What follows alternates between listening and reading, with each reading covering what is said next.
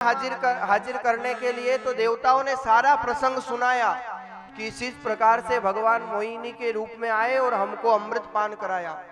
भगवान शंकर ने मन में सोचा कि भगवान के बहुत से रूप देखे हैं पर ये मोहिनी का रूप आज तक नहीं देखा।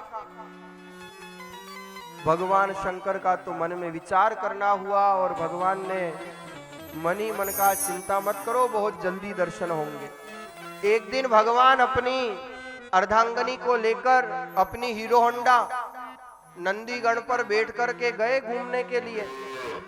अब जैसे ही नंदीगढ़ पर घूमने के लिए गए और जैसे ही आगे बढ़े तो भगवान शंकर ने क्या देखा, मार्ग में षोडश संपन्न एक बालिका कंदुक क्रीड़ा कर रही है।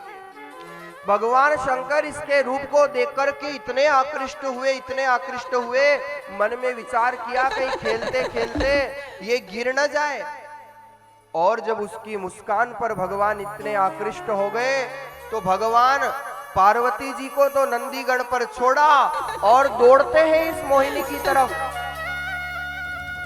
जैसे ही मोहिनी की तरफ दौड़ करके गए, मार्ग में जब दौड़े श्वेतपाद हुआ और उसी से इस धरती पर सोने चांदी की खदानें उत्पन्न हुई।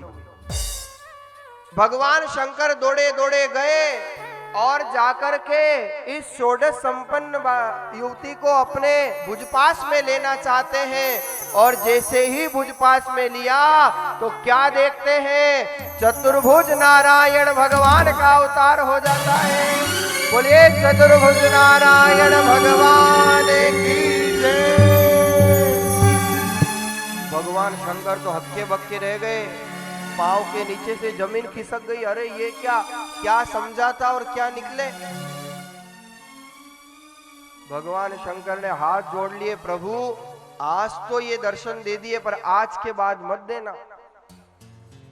और भगवान शंकर चुपचाप मुंह नीचे करके वापस लौट रहे थे।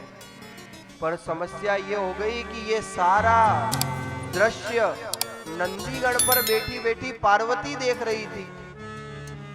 अब तो भगवान आप जानती हो, पत्नी के हाथ में पति की अगर कमजोर नस आ जाए तो क्या स्थिति होती है। भगवान शंकर भी चुपचाप बिना बोले दबे पांव आ गए।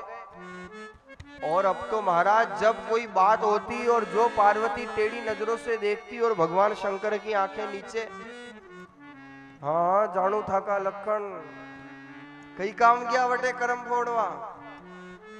भगवान शंकर ने कहा देवी गलती हो गई मेरे से। भगवान का विनोद है, भगवान का आनंद है।